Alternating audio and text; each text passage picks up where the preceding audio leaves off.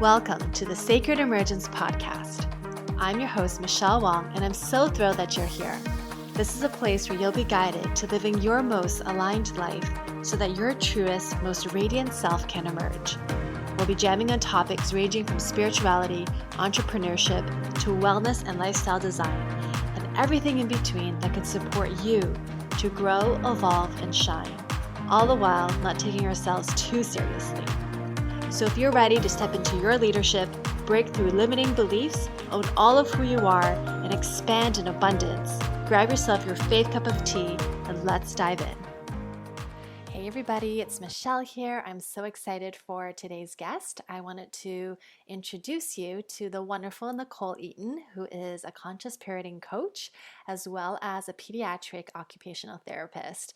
And I loved our conversation. And even if you don't have children or your children are older, this is such an important topic, especially around this time, around what's going on in the world. And so I'm just thrilled to introduce you to her and get to know her and enjoy the interview. Hi, everybody. Welcome back to another episode of Sacred Emergence. It's Michelle Wong here. And today I have a fabulous guest for you all. I'm so excited to bring Nekole Eaton on the show. Oh my God. Oh my goodness. So I'm so excited to hear Nekole. Literally, I've been like, I was just so excited. I'm like, oh yeah, it's tomorrow. Yes. Because we scheduled this like 2 weeks ago. And I've been just excited to have this conversation with you around just your work and sharing your voice and what you do to the world. And welcome. Thank you so much for having me. I'm super excited to chat with you and to be here. Yeah. Yay. So you and I met through our coach, Melanie Ann Layer, through the Alpha Femme experience and the Calibrate Matrix, which ended, a few days ago? Yes. But I loved your vibe like so much. I was like, oh.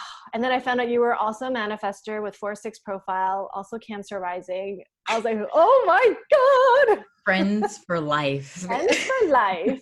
Oh my goodness. Yeah. So, you work with like conscious parenting, like that's like your work, and you have a very successful YouTube channel. Yes. All of it. It's been a wild ride and I love what I do. So it did start with the YouTube channel. The YouTube channel was something I wanted to do when I was really focused as a pediatric occupational therapist, because I was working in a space where the population of kids I was seeing, they were pretty severely physically disabled, unfortunately. And so much of my day felt like I was just trying to keep them at the level of functioning that they were. And unfortunately, not a whole lot of like amazing breakthroughs would happen that often. And so I felt this need to just do more and take my knowledge and sort of move it outside of this one space where I can hopefully make an impact for other parents around the world. So I happened to be pregnant with my son at the time. And I was just sharing information about pregnancy. And then when he was born, it was tummy time, how to roll over, just like the really basic things that first-time moms could use support in when it doesn't go perfectly. And then it evolved as my motherhood journey evolved. And so that's how conscious parenting came up. Because, it was a moment of like, I decided to become an entrepreneur while also raising this brand new baby. And I think that that's where you're met with, oh, okay.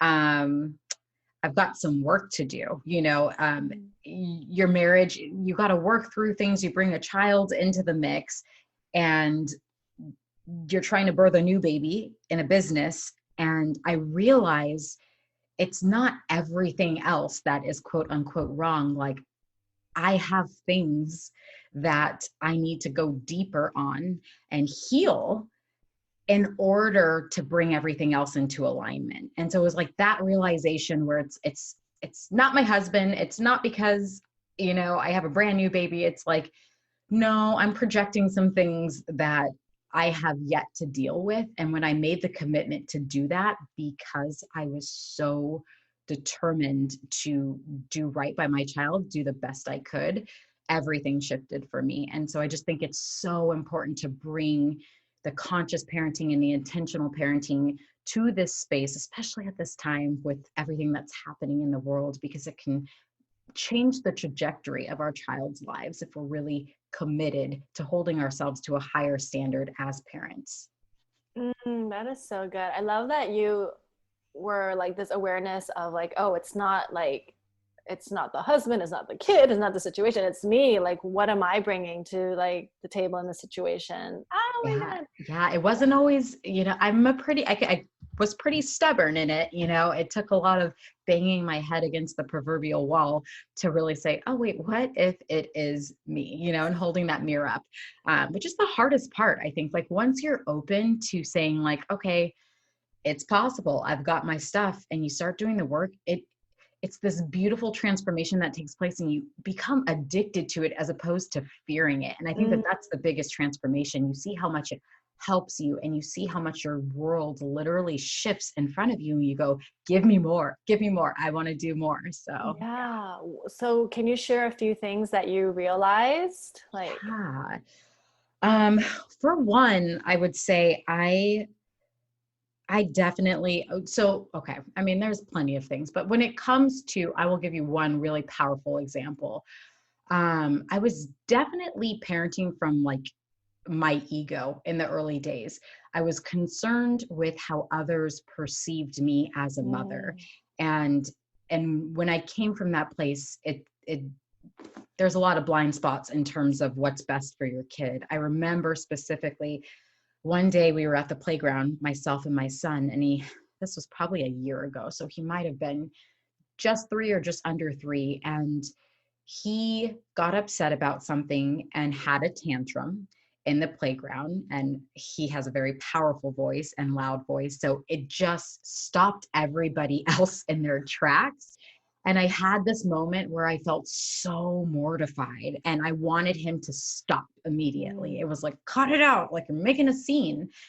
And I'm grateful because it triggered me so much that I was able to later sit with it and say, whoa, what is this about? And I was able to sort of journal and work through this some and say, this is about me, it's not about Kai, and make some shifts that like I think have had a really profound impact on him going forward. I'm able to release the emotional attachment to him showing up a certain way in public, and I think that that's so beautiful. It's like, go ahead, have your tantrum. People may think what they want to think, that's totally fine, but I feel good about how I'm holding space for him to move through his emotional process, and then we can go and talk about this later. It's not about me. As much as we unconsciously think it is, it's not about me. So that was a big one. Yeah. Wow. That is, especially like we just hopped off prosperity codes, like the training call with Melanie, the masterclass, and talking about like stopping, like anytime you stop that emotion, it freezes it in the body. Like, oh my God. And all of us moms are like, oh no, what did we do? We ruined our children. And it's not about being perfect, because no one's perfect. We're never going to be perfect. But the beauty is in the awareness. It's like that aha moment where you go, oh, I get this. And now I can make shifts, because I mean, we have little ones. Whenever you make a shift, it can make a huge difference for our children and our relationships and their ability to process things going forward. And I just feel fortunate that my child is so young, and I had that tipping point so early on in his life where there's room for major transformation and continual growth. So yeah. This is just a random question. So like, does he continue to have temper tantrums, or does he, I'm sorry, say it again. Does he still have temper tantrums? Or? Oh yeah. I mean, he generally, I'd say he's actually one of my focuses as a mama who specializes pediatric OT. I specialize in child development. I have had the privilege of really understanding how important social and emotional intelligence is. And, more than we can all get focused on walking. When's my baby going to walk? When's my baby going to sit up? Like, these are the hallmark milestones, and it's easy to compare our child to other children in that, but much harder to see where your child is on a social, emotional, developmental spectrum compared to other kids if you don't have that background. I think it's a mix. He's 4, so of course he has his meltdowns, but I've also been really intentional about providing emotional regulation skills for him through amazing children's book, and just like my own development and being able to process my feelings and have conversations with him, and identify emotions and give him space, and then come back later and say, like, okay, tell me what happened and what can we do next time to sort of, move through this a bit easier. And I'm blown away. I mean, I can't take credit for for him, because I think he's quite mature for a 4-year-old. He's able to move through this pretty quickly, and he's able to clearly communicate and identify his emotions, which I'm blown away by, because me growing up, like, we didn't have these conversations in my home. So, me just having my childhood reference point, I'm blown away by him.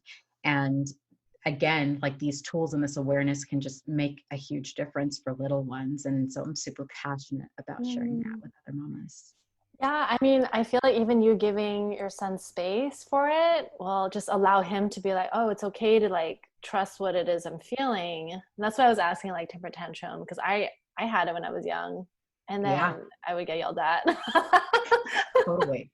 Like all of that. But it's just so awesome that you give him space for that, and then he can identify his feeling and then talk to you about it after. Exactly. And sometimes it's, again, it's no perfect, there's no perfect method, and as they get older, they're going to push different boundaries, and that's developmentally appropriate. And it's like, okay, how do we respond? It's kind of this dance. And there are times where he wants to throw things, so it's like throwing things at his door. Okay, well, dad took the door off the room one time, like, you can't throw things at your door, but it's like us going first. It's like, I want to manage my emotions so I don't react in a way that doesn't serve either of us. And I think that that's the trickiest part, is like, how do I regulate my own emotion so I can respond appropriately to my kids? And that's difficult in the moment when you are being triggered, but yeah, it's a practice, just like meditation, just like yoga. You have your tools, and you continue to work on it. Yeah.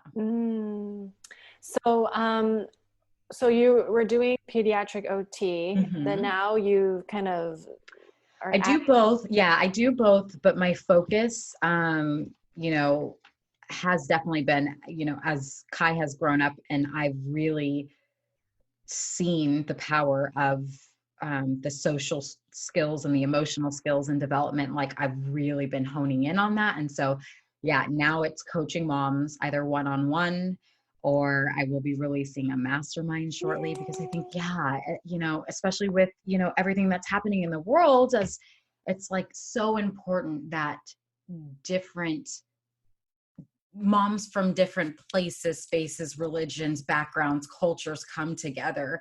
I know as a Black mom, like, the response for me and my brother, when we did something that was quote unquote not acceptable, is we got spanked, you name it, a hand, a wooden spoon, a hanger, like whatever was around, and me and my husband, who is white, so Kai is mixed, we had to have the conversation before, like, this is not acceptable, whatever else. And so learning from one another, and also just having respect and saying, like, oh, wow, like, that was your experience growing up, is so powerful. Like, when our kids get on the playground together and are able to understand each other. So just bringing different people together and learning from one another is community has been a really powerful thing for me through motherhood. So I'm excited to continue that. Yeah. Oh my God. It's like, well, first I got spanked with a bamboo stick. It's so traumatic, isn't it? It's so Oh my God. That had to hurt. My mom, she was like, when I got older, she said, yeah, I aimed for your butt because it's just more meat. Like It's not like I stood still. I would Exactly. like, You were running. You're on the run. I feel you, girl. We used to put books in our pants and stuff, try and prepare. It was like this whole That's thing. awesome. Yeah, it was so bad. Oh my God. But I love what you're saying about like the mastermind that you're creating. Cause I was like, oh my God, like how amazing is that to have like someone who is just skilled, and just having that container so that all the moms can share what's happening, what's going on, and then they can share what's working for them and then experience different culture. That is so awesome. Yeah. And it's like, again, like going back to the events of today, it's like, then we can ask each other questions like, how are you proceeding with X, Y, and Z? What conversations are you having with your kid about this, and again, hold space for one another and rise together. So yeah, a lot of power in that. I'm super excited for that. And our kids are the future. And it's like, we've got things to do here as parents. There's work to be done, but it's like, oh, the power of intention and raising a generation that just can hold more love and not have to hold our burdens and our traumas, and our past pains is huge. I just so admire the fact that you're doing the work for the next generation, and like you're like you realize, oh my God, like if I don't, then they're going to keep passing it on. Yeah. Yeah. It feels like I was just sort of led to this moment, it wasn't like when I grow up. And I'm just grateful. And then again, it's like having your own kids, it's magnified, you have these dreams and you have these hopes for them. And it's like, well, I can't just dream and I can't just hope. If I want to see a different world, then it starts here, So, yeah. So like, when you do the work, do you like tell your husband about it? Like, is he like, what's his journey and process? Yeah, that's a great question. Yeah, it's an interesting thing trying to like not what's the word I want to use? Control. Yeah, that's a great word. Like you don't want to come off like and there are times where it's like, and I would want him to hold me accountable the same, but there are times where I see that he is at his capacity to emotionally hold whatever Kai's going through, and he starts to react. And so what I've said to him is like, why don't we just we'll tap each other out, like, because I could see when he's hitting his threshold and it's like, you need an adult timeout. Like I'll take this. And I definitely have my days too. I'm pregnant. I'm like 5 months pregnant now. And I'm aware that my patience is a little thinner than it otherwise would be. But trying to just like support one another in that. And then also being loving in my approach when I'm giving feedback, because like today, for instance, he just came home to grab Kai so we could have this conversation. And Kai had a meltdown yesterday, and Mike, my husband, he got short with him. And like you mentioned, Melanie said, like, when we tell them to stop that emotion, it freezes inside of them. So it was like, oh, Melanie had this really great point, and he's like, he kind of just smiled at me and shook his head, and I also know, I mean, just like it can be the same with adults, right? With children, when you are in a heightened emotional state, it is not the time to have a conversation about what you can do better or what you should or shouldn't be doing. So just awareness around like, okay, let's circle back, like when everyone's had a minute to breathe, calm down. But again, it's a dance and it's evolution, and I am no angel. Like Mike will just give me a look when I'm like, okay, I'm going to go take a break. So, but again, I will just always bring it back to like the beautiful thing is the awareness and trying to do better. Yeah. I love that. I actually think it's hilarious. Like Melanie said, like, yeah, that's like credit. It's not exactly not coming from me. They can always hear it more when it's not coming directly. Oh, that's so funny. Yeah. So like, I wanted to talk about like your YouTube for like, because you shared this, I think you shared this on your Facebook post of just like how it wasn't an overnight thing. Mm-hmm. And so I would love, because it's such a mindset thing, right? It's just yeah. like showing up for it. Yeah. But yeah, like, so you have like what, over 70,000 subscribers or viewers or? Yeah. So yeah, I'm at like 73,000 subscribers. And then that post was about hitting 4 million channel views at that time. Wow. Yeah. Yeah. But to what you're saying, absolutely. And it just opened my eyes in terms of my journey in building this business. You know, I'm sure you have a lot of entrepreneurs who are listening. It's like when you're in the thick of it, it feels like, oh, am I going anywhere? You know, are we really making progress? It feels like I should be so much further ahead. I've poured in so much effort.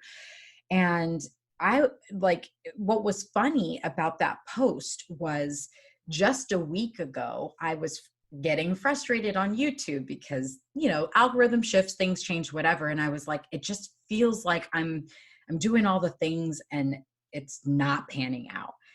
And then I hit this major milestone and it prompted me to pull up the analytics page that basically creates a line graph.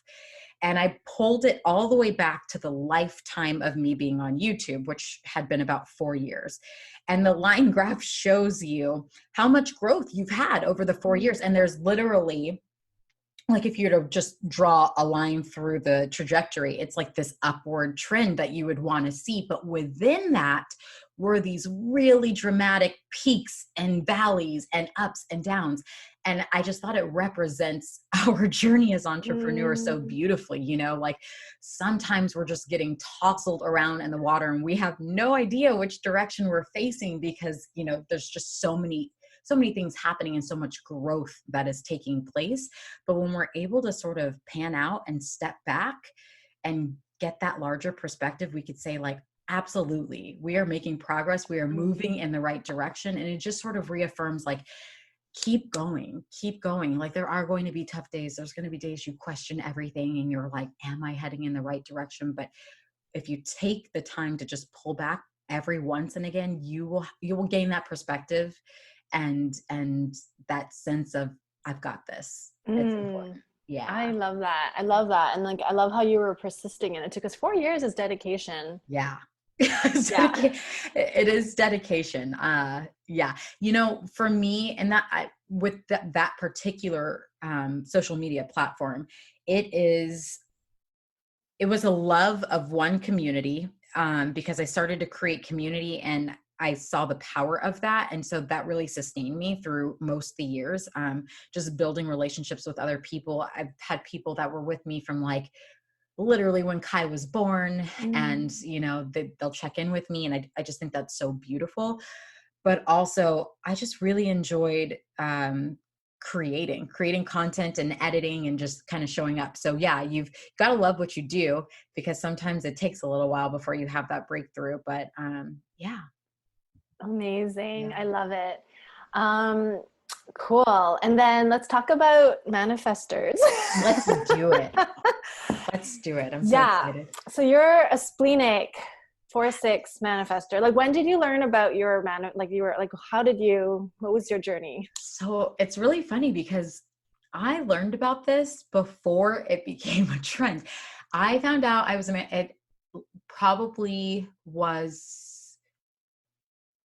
it was before Kai was born. So I want to say 5 or 6 years ago, probably leaning on 6 years ago, I went to see like a energetic healer. And he's the one who pulled my chart and told me I was a manifestor. And okay, you're going to laugh at this. I talk about coding. He told me, he's like, okay, so your aura is really, really big. He's like, you're in my house right now and your energetic aura expands out past the curb outside. He's like, so I recommend that you and your husband do not sleep in the same room or in the same bed ever. He's like, you're not going to get a good night's sleep. You will not be fully rested ever if you're in the same room with him because you'll be taking in other people's energy is basically what he said.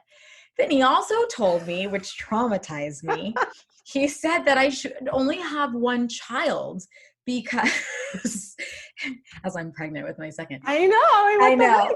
I was like, and it honestly, I've let that like run my life for so long. It's kind of embarrassing, but he basically was just saying the same thing, is that it's taxing for me to have energy in that aura consistently like that. And that if I had another child, I would basically burn out. So TBD, we'll find out. This will be a fun social experiment. But that's how I found out I was a manifester. Wow. But I didn't know, I didn't know about the channels. I didn't know about the 4/6 profile. So it's just kind of been a journey of like going deeper. Yeah. But yeah. Oh my goodness. That's so interesting that he said your aura. I mean, how I've heard it is like our aura as a manifestor is super dense, but maybe it's like dense big. I don't know. Yeah. Well, yeah, exactly. That's a good point. Cause now, I mean, it's been a while and cause I've heard dense too. But I just remember him saying footprint. So when you say dense, do you mean like we don't absorb much because it is dense? It's like, so how I see it is like, I know manifesting generators and generators, like I see them as having a big, warm, inviting aura, like it pulses outside so that it is felt. And then for manifestors, ours is dense. So it kind of feels uncomfortable because our aura pushes on other people's aura. Got it. But then you would think I'd be able to have all the kids then. So give me some bunk advice is what. That's so interesting. Yeah. I mean, yeah, I'm curious what your husband is, because then it might because I heard like if your spouse has like a generator or a sacral energy, then it's harder to absorb, like you'll just absorb their energy. So you might not get the best sleep. Okay. So then here's where it gets good. Okay. So both Kai and Mike are manifesting generators. Mike, they're both emotional authorities. Okay. And I have an open emotional. So I take in all of that. Yeah. And Mike is also a 4/6 profile. Kai's a 3/5. Yeah. So we're both 4/6, but I will laugh so hard because this is where I go, let's see how my husband and I are very different. So we have a lot of common values. Obviously, we've been together for about 12 years now, but I'm the talker. I'm the chatty Cathy. I'm the one who has friends and I'm always doing something. And he's like, I am completely content being a hermit. We're both 4/6. So it's really interesting. Interesting. Yeah.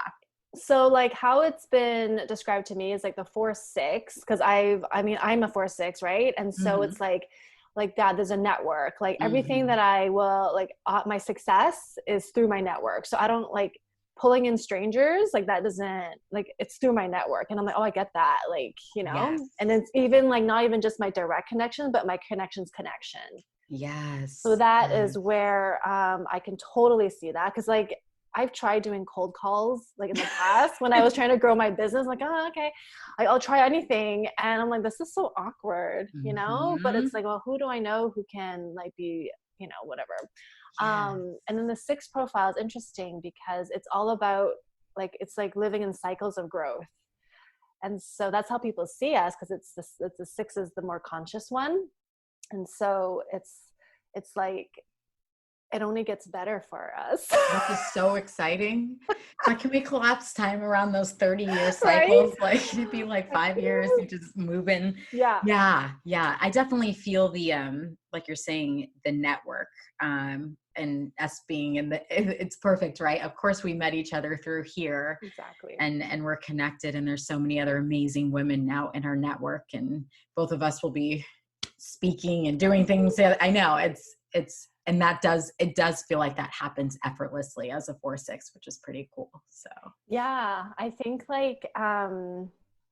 it's fun talking about human design, especially like finding another manifestor, because I thought we're pretty rare, right? Yeah. Less than 10%. And so the fact that in our Calibrate Matrix group there are only 20 of us, there were 3 of us that were manifestors. That's pretty atypical. Huge. Yeah. Well, you want to know something really funny? Literally my 4 closest best friends some of whom were two of them I met, they were my very first friends. I was 6 years old. All 5 of us are manifestors. Is that No not the way. craziest thing you have ever? The strange thing is they're all emotional authority. I'm the only splenic authority, but That's all 5 crazy. of us are manifestors. That's crazy. So like you guys are just, let's just do it. Let's do it. Let's just Exactly. do it. It's like you're saying though, because we're so rare, and to have those women be my closest friends, it's just, that was like, wow, that's nuts. That's awesome. Do Uh-huh. you find like, do you see yourself as an emotional empath or an empath? I do. I definitely feel that because um, having 2 emotional authority Yeah. men in my life, like I'm like, I love you so much, but can you leave the house? I just need quiet side, because I take it all in. If Kai's crying or if he's upset, it's like my nervous system reacts immediately. And it's a lot of work for me to kind of come back to homeostasis and say, everything's okay. Nobody's dying. But especially in the early days, with the no sleep and just being on constantly, it's like anything that's in the air, my system is like heightened alert. So, Yeah. and Mike would always be like, what, it's not even that big of a deal, and I'm had to, exactly. And when cause I didn't understand this for the longest time, and I had to explain to him, like, it is intensified for me. So what seems like totally good for you is a lot for my system.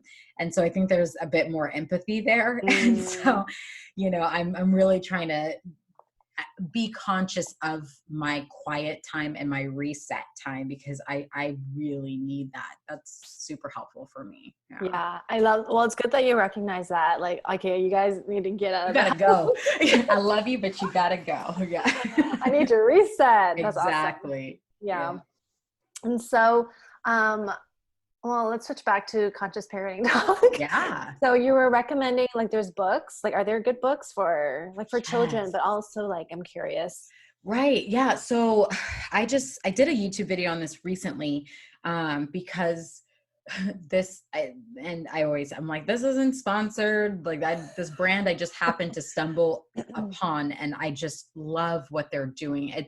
The brand is called Slumberkins, and they do an entire series where there's like a Yeti, there's a llama, there's like a hammerhead shark, and there's a theme in each book. So like Yeti, that book is supposed to focus on mindfulness. Like, Yeti's kind of a crazy kid, like always shoveling food in his mouth and never knows where his body is. And it kind of says like, okay, we slow down and we appreciate and we savor the food and we look around us. So each book kind of has its own theme, how to handle conflict, communication. So this is just like perfect building blocks for our younger kiddos. And then they have like one amazing book called The Feels. It's like their bigger book, and this is probably for kiddos that are a little bit older, maybe like 4 to 6 or 7, and it really dives into more complex emotions like anxiousness or overwhelm, just something like a younger kiddo is not yet ready to understand. But Yeti goes on this adventure and has to walk through all these emotions like fear and overwhelm and anxiety, and along the way she gets to interact with those feelings and process them and say like, oh, this is nothing to be scared of. I'm okay. And so she kind of interacts with each emotion until she gets to calmness and peace. And they're like, it's this beautiful book, this beautiful journey. And it just kind of shows like, it's okay to feel these things. We can work with our emotions and process them and feel them. And then we get to move on and feel something else. So I love that brand. And I got some other great recommendations from moms because I asked. So if anyone's interested, I can definitely link those. But yeah. I was just thinking we all need to read that Yeti. It's such a great point, and it's actually really funny you mentioned that, because I had a dad comment on that video and said, I'm going to order these for myself because I feel like this is a really good place for me to start. And it is, like if you're at the very beginning, you're like, I don't even know what this is. It's a beautiful way to learn through like the children's eyes and aspects, because we do take, you know what I'm saying? It's like, we don't need to go to like the novels. You'll understand the concepts, simple. beautifully. Exactly. In a simple illustration, and then you can move on from there. So yeah, I love that. That's awesome. I love that there's books like that for children, like to have access to. Like, yes. Are Yetis real? You are asking the wrong person. You're asking a Black woman who lives in Southern California. Can't help you with that one, Michelle. So, wait, they're like Sasquatch. I have no idea. You're in Washington. Go hang out somewhere up by like Tacoma or Montesano. Go in the woods. So funny. You let me know. Oh, that was random. Random. I was like, Yeti, wait, are those real? Because it's like, you're talking about like a llama and. Right, yeah, exactly. And then you got the Yeti in here, right? Yeah, they have a narwhal. Yeah, that's a good question. Okay, there's narwhal. I'll have to investigate. That's awesome. Like, oh yeah, I spotted the footprints, but anyway. Exactly. Oh, so fun. Yeah, well, let me see if there's like anything else that wants to come up for this conversation.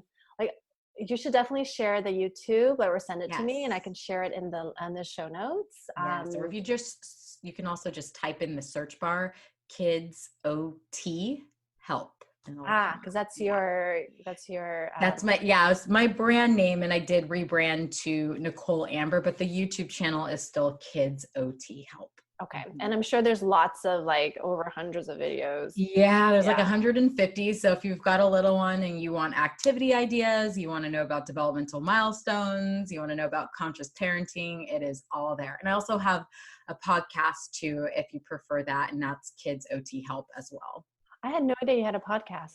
Yeah, that was recent. And what's great is I'm literally just taking the audio from the YouTube episodes and putting them on there. So it's like, if you can't watch and you'd rather listen, you can do that. Whatever suits your fancy. That's awesome. That's awesome. Yeah. That's smart. Well, how can people learn more about you? So a couple of options. You can visit my website. That's NekoleAmber.com. My name is spelled different. So my first name is Nekole. Amber is AMBER.com. I have a Facebook community currently called Kids OT Help Community. You can join that if you want some more tips. I'm in there and I do lives, or you can find me on Instagram. I'm at Nekole.Amber. I love it.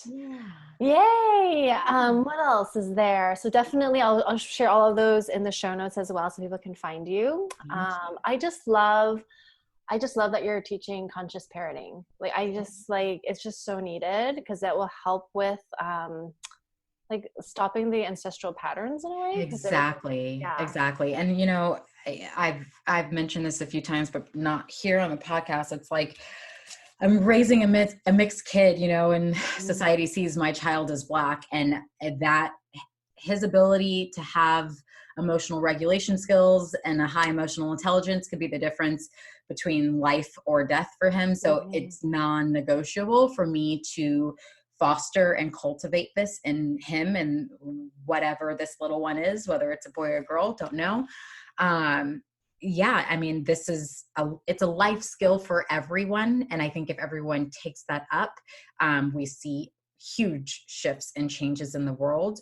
But just from a purely like preservation mindset, it's like, my child needs these skills to protect himself and to be safe in the world, unfortunately, for how it is right now. So yeah. And I think it helps like the parent too, like like with their own growth, right? Exactly. Because you can't teach your child anything if you're not modeling it yourself, right? If you're not embodying it yourself. And I think I got to get away with a lot being a woman, you know what I'm saying? It wasn't so much a life or death for me, you know, and I live in a very protected city. I'm not at the forefront of a lot of where these incidents take place, fortunately and unfortunately, because sometimes I feel really disconnected, and that is not my goal. I want to have an impact. And so I have to, you know, make a conscious effort to be taking actions to mitigate and help change on that front. But at the same time, living in this particular space, I've had the privilege of being protected. Mm.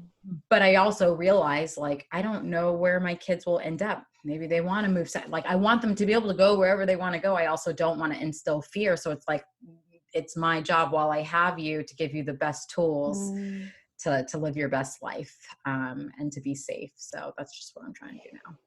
I love you. Thank you so much. Thank you for having me. It's been so much fun. My goodness. I adore you. So I'm so glad we can make this work. Yes. Thank you for having me. I adore you too. My fellow manifester. Friends for life. Friends for life. So for everyone listening, if this show resonated with you, please share it. You can tag us on Facebook, Instagram, especially in stories. And definitely we will reshare and thank you. And definitely check out Nekole's stuff in the show notes. And we will see you all soon. Thank you. Join our free private Facebook group community, Sacred Emergence, to receive more connection, guidance, and support. And take part in our 5-day Inner Confidence Challenge to not only boost your confidence, but to help activate your inner leadership. Details in the show notes. Thank you for listening to the Sacred Emergence podcast. Make sure you subscribe so you don't miss an episode, and thank you in advance for sharing this with others who can benefit. Until next time.